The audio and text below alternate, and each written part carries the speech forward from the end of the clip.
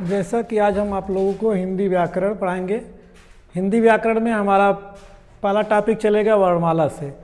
आप सभी लोग जानते हैं कि वर्णमाला से कहीं न कहीं 1 से लेकर 5 या 6 प्रश्न तक या 4 प्रश्न तक हर परीक्षाओं में पूछे जाते हैं, चाहे वह तो यूपी पुलिस हो, यूपी टेट हो, सी टेट हो, यूपीएसआई हो या लेखपाल हो। तो आप जानते हैं सभी लोग कि यहाँ से जो है वर्णमाला से 2 से 3, 4 से 5 तक क्वेश्चन पूछे जाते हैं, लेकिन यहाँ से एक न एक क्वेश्चन, कोई न कोई क्वेश्चन क्या होता है जरूर रहता है। वर्णमाला जो है हिंदी व्याकरण की एक जड़ है, इसी के माध्यम से पूरी हिंदी व्याकरण की रचना हुई है। और आप लोगों को पता होगा कि हिंदी व्याकरण हमारा जो है संस्कृत में भी आता है, संस्कृत व्याकरण वहाँ हो जाता है, वहाँ से भी यूपी टेट में क्वेश्चन पूछे जाते हैं। और यहाँ हम जो आप लोगों को पढ़ाएंगे इसको रटने की ज़रूरत नहीं होगी, आप इसको केवल समझेंगे और प्रैक्टिकली रूप से आप समझेंगे, प्रैक्टिकल करके समझेंगे और अनुभव करेंगे तो आपको जो पढ़ाया जाएगा, जो बताया जाएगा, जो सिखाया जाएगा वह आप लोगों के सामने निश्चित रूप से प्रकट होगा कि हाँ क्या सही बताया गया कि गलत। इसको रटने की ज़रूरत एकदम नहीं पड़ेगी और आप केवल इसको प्रैक्टिकली रूप से तैयार करेंगे। तो हम देखते हैं कि वर्णमाला क्या होता है। वर्णमाला आप जानते हैं कि आ से लेकर के ज्ञ तक अक्षर होते हैं। संस्कृत व्याकरण में जो होता है आ से लेकर के ज्ञ तक अक्षर होते हैं और वो इसे क्या कहते हैं, वर्णमाला कहते हैं। अब तक हम पिछली कक्षाओं में जो है वर्णमाला को पढ़े हैं, लेकिन उसके जो असली रूप उसका होता है, जो सही रूप होता है, क्या होता है, उसको कभी हमें जो छोटी कक्षाओं में नहीं बताया गया है। तो आज यहाँ कंपटीशन की दृष्टि से, आप प्रतियोगी परीक्षाओं की दृष्टि से आप लोग पढ़ रहे हैं, तो इसकी वजह से यहाँ पर वर्णमाला को हम अच्छे तरीके से पढ़ाएंगे। और यहाँ पर केवल आपको समझने की ज़रूरत है, रटने की ज़रूरत एकदम नहीं है। रटने की ज़रूरत एकदम नहीं है, क्योंकि आप समझ लेंगे तो वह कभी नहीं आपके दिमाग से उतरेगा, माइंड से फिसलेगा नहीं, और आप जैसे चाहेंगे प्रैक्टिकल करके अपने उत्तर को प्राप्त कर सकते हैं। तो हम देखते हैं यहाँ पर वर्णमाला। जैसे आप लोग देखे होंगे कि एक मोती आती है, मोती की माला, मोती की माला। आप मोती की माला को जानते होंगे कि अगर किसी धागे में मोती को गूंथ दिया जाता है तो वह एक माला बन जाता है, एक हार का निर्माण हो जाता है, एक हार का निर्माण हो जाता है। और उसे क्या होता है, गले में लोग क्या करते हैं, आसानी पूर्वक धारण करते हैं। लेकिन यहाँ पर क्या है, मोतियों की बात नहीं की जाती है, यहाँ पर वर्णमाला में अक्षरों की बात की जाती है। माला मिस होता है एक कतार में लगा हुआ।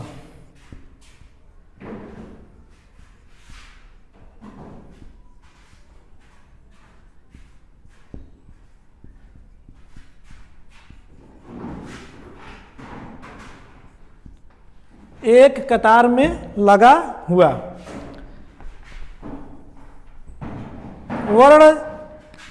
वर्ण को ही क्या कहते हैं, ध्वनि भी कहते हैं हम, ध्वनि। और एक कतार में लगा हुआ। वर्णमाला हम कहते हैं कि वर्णों के व्यवस्थित क्रम समूह को वर्णमाला कहा जाता है।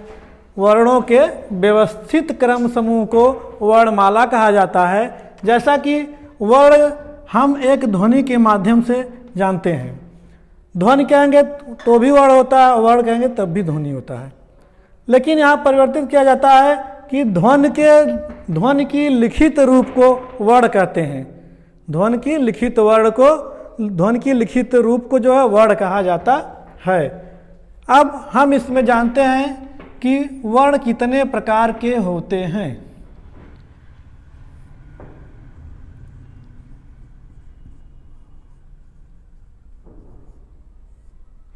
वर्ण के प्रकार, वर्ण उससे पहले हम देखेंगे वर्ण जैसे हमारा आ भी है, क है, ख है, इसी प्रकार से इत्यादि, यह सभी क्या है, वर्ण है। लेकिन जब हम इनको लिख देते हैं,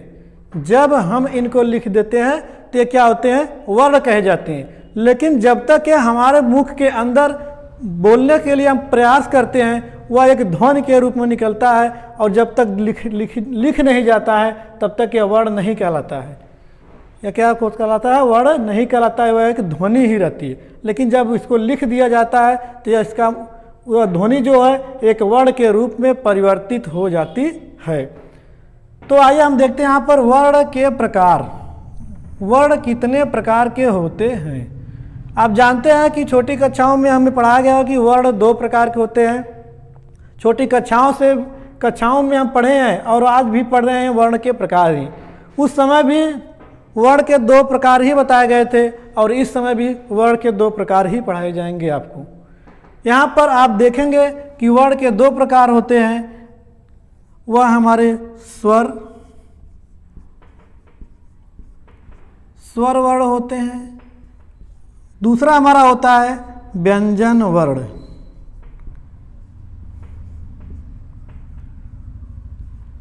दूसरा हमारा होता है व्यंजन वर्ण। आप जानते हैं कि स्वरों की संख्या कुल 13 होती है।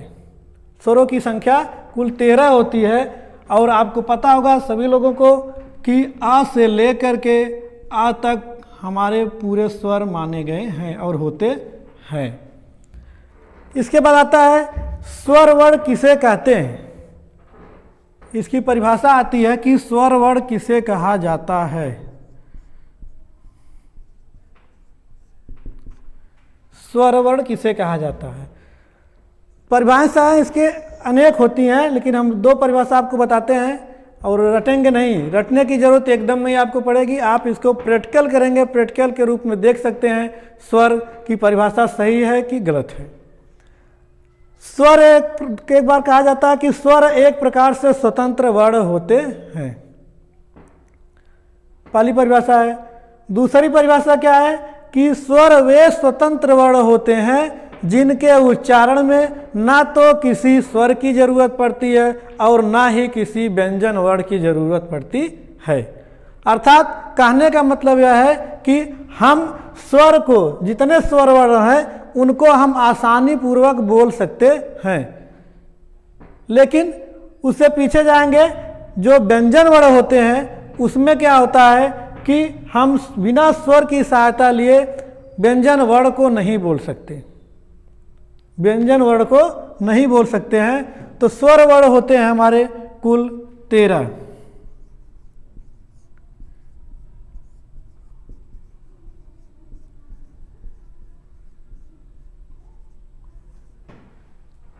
कुल स्वर वर्ण होते हैं 13। यहाँ से 3 प्रश्न पूछा जाता है।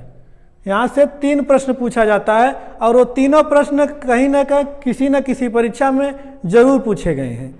वो तीनों प्रश्न क्या हमारे, एक कुल होता है, दूसरा हमारा होता है मूल स्वर, तीसरा पूछा जाता है सभी स्वर।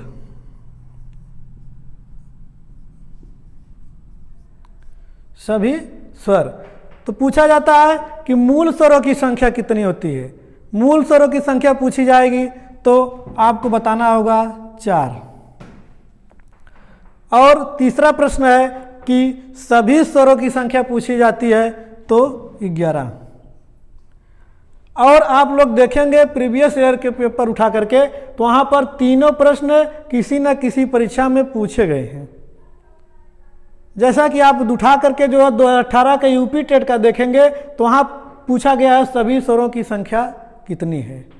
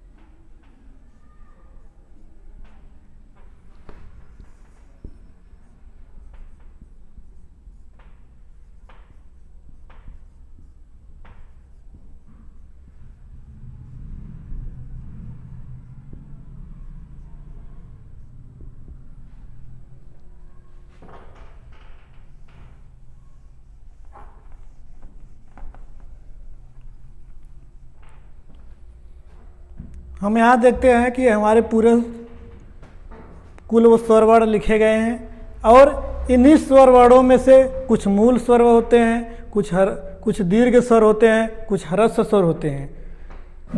मूल स्वर उसे कहते हैं जिन स्वरों की सहायता से जो है अन्य स्वर वर्णों की रचना हुई है। जैसा कि हम मूल स्वर में देखेंगे कौन कौन आते हैं।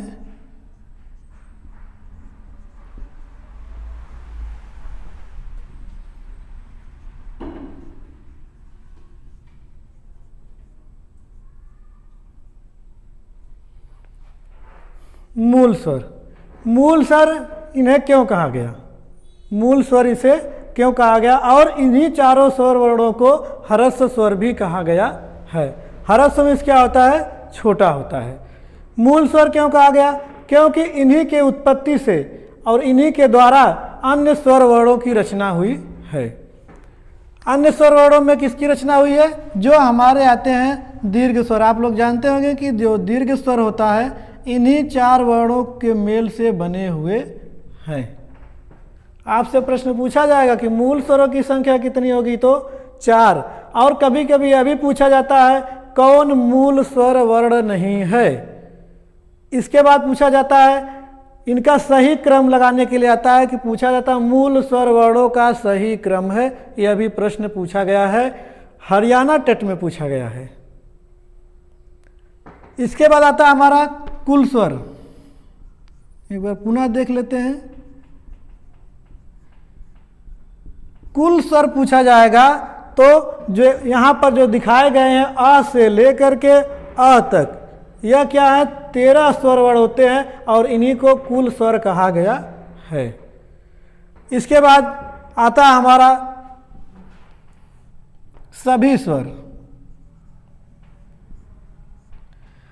सभी स्वर पूछा जाता है तो इसमें क्या होता है, 2 स्वर वर्ण हमारे निकल जाते हैं और जितने बचे होते हैं वे सभी स्वर वर्णों में आते हैं।